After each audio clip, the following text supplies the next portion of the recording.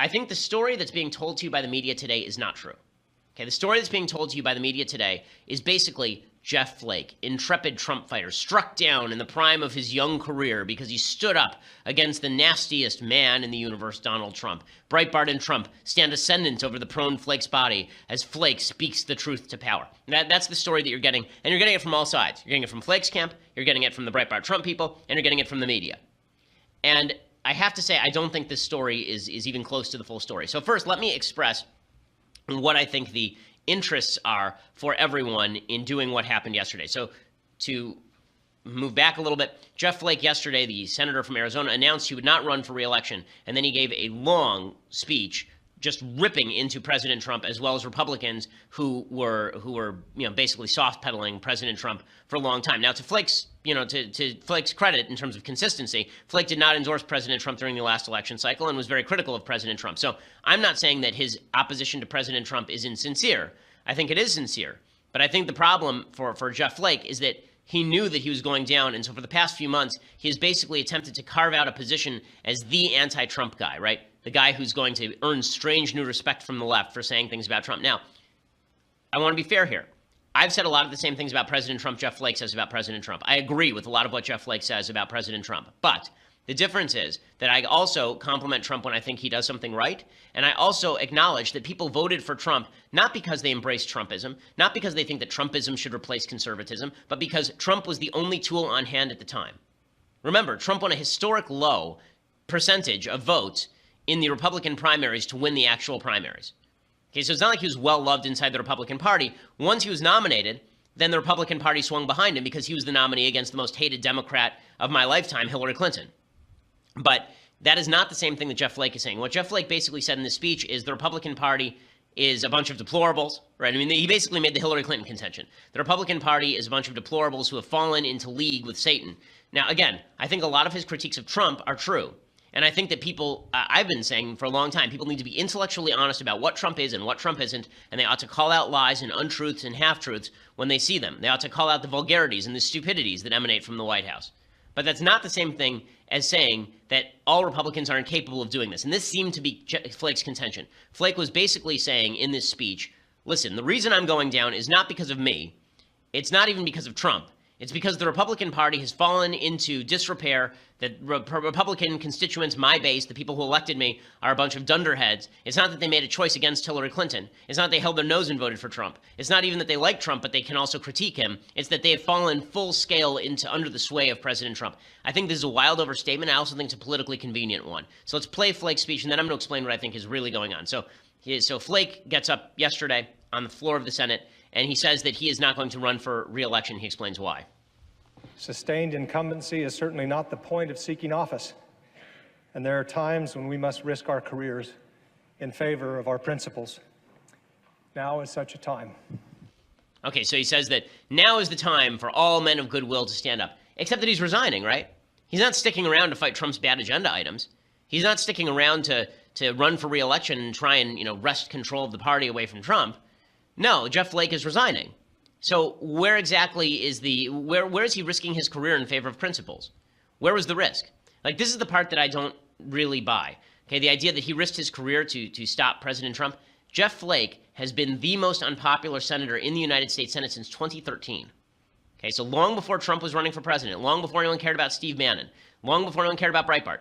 Okay, the fact is that Jeff Flake was a very unpopular senator pretty much from the get-go. There's an article in The Atlantic in 2013 that was titled, How Jeff Flake Became the Most Unpopular Senator in the United States, right? 4 years ago, before Trump was a gleam in the media's eye or Bannon's eye, and Bannon wasn't a gleam in the media's eye, right? The fact is that Jeff Flake was already unpopular. And the reason that Jeff Flake was unpopular is because he was a hard-right congressman who won 75% of the vote in his district for several terms running. And then he came to the Senate and he decided to move to the center. The American Conservative Union points out, as Senator Flake's score is 80% over 4 years. As representative, his score was 98% over 10 years.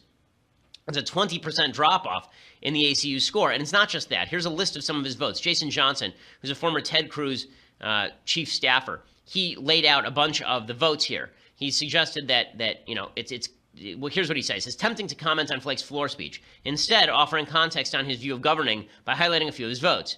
Jeff Flake was one of 10 Republican senators who voted to confirm Loretta Lynch for Attorney General. Flake voted to fund President Obama's unconstitutional executive amnesty. Flake voted against Senator Mike Lee's First Amendment Defense Act. Flake voted for President Obama's $1.1 trillion Cromnibus 2015 spending bill. Flake voted for S-2114, which increased Russia's power at the IMF. Flake voted for a clean debt limit suspension. Flake was one of only 11 Republican senators who voted to confirm Janet Yellen.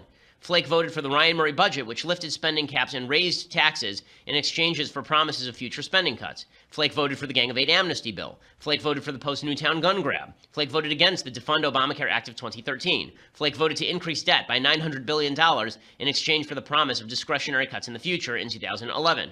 Flake preferred John Kasich over Cruz or Trump in the 2016 GOP primary.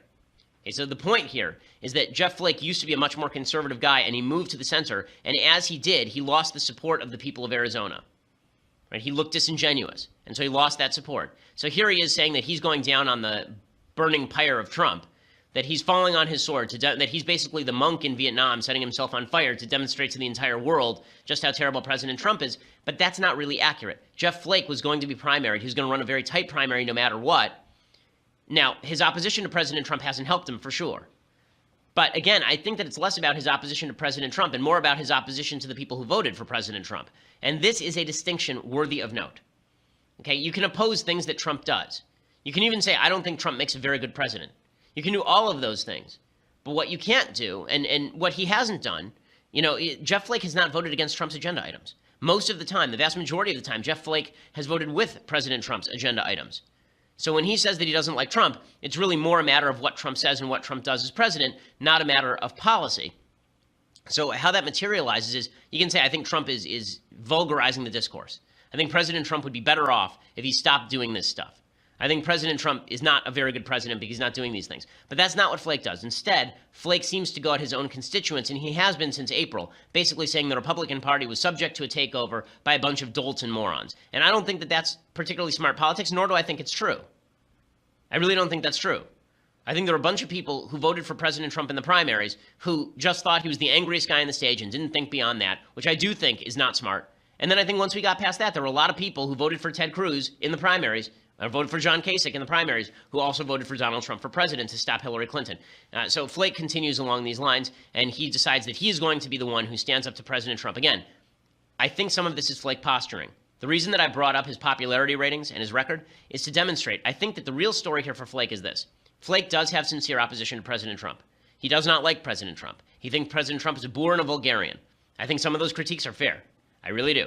But what's really happening here is that Flake was going to lose his primary anyway, and now he sees the opportunity to go out as the tragic hero who sacrificed himself in order to throw himself on the gears of the tank to stop President Trump, instead of just another senator who wasn't particularly popular in his home state and feels certain things about Trump.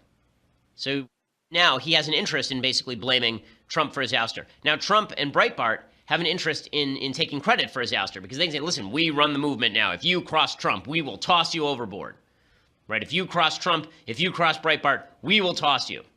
Again, Kelly Ward's been running for Senate for well over a year. Breitbart's only gotten involved at the very tail end, and Bannon's only getting involved now. The same thing is true of Roy Moore in Alabama.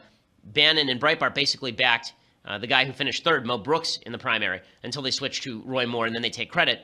I think Jonah Goldberg has a good line about this. Bannon and Breitbart have a bad habit when it comes to these races of being the rainmaker who waits for it to, the first rule of rainmaking, as Jonah says, is wait for it to start raining and then start dancing, right? Because then people mistake the dancing for the cause of the rain.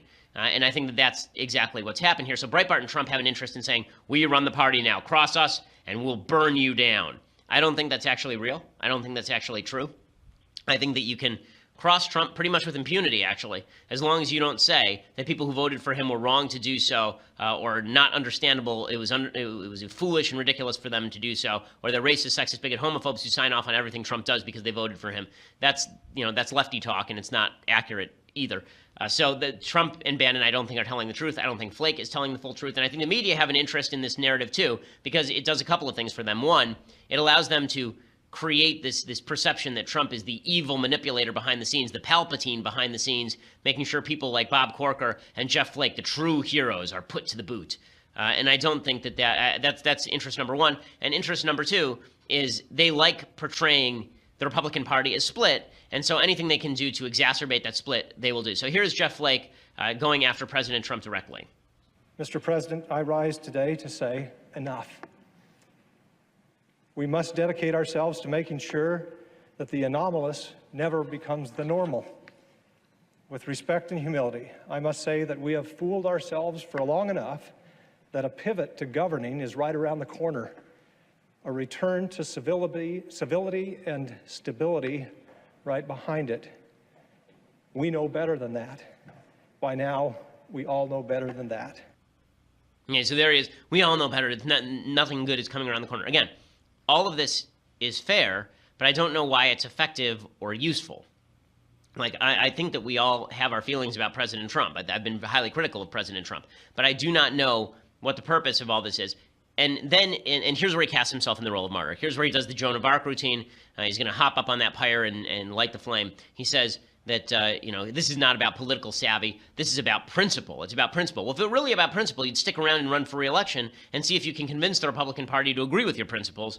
He's bowing out because he knows he's going to lose. Here he is. Now, I'm aware that more politically savvy people than I will caution against such talk. I'm aware that there's a segment of my party that believes that anything short of complete and unquestioning loyalty to a president who belongs to my party is unacceptable and suspect. Okay, so that last line, that my party believes anything short of complete and unquestioning loyalty to a president who belongs to my party is unacceptable and suspect. I think it's a pretty small segment of the party. I really do. I think the Bill Mitchells of the party, the people who think that Trump cannot be criticized under any circumstances, I don't think that's right. I just don't think that's true. I think there have been a number of senators who have criticized Trump, including Rand Paul, by the way, who's going to win his re-election easily. Yeah, you can criticize Trump so long as it doesn't feel like you're ripping his voters for voting for him. Again, he continues along these lines, and the martyr routine is a little bit strong here. He talks about how principled he is even more. If I have been critical, it is not because I relish criticizing the behavior of the President of the United States.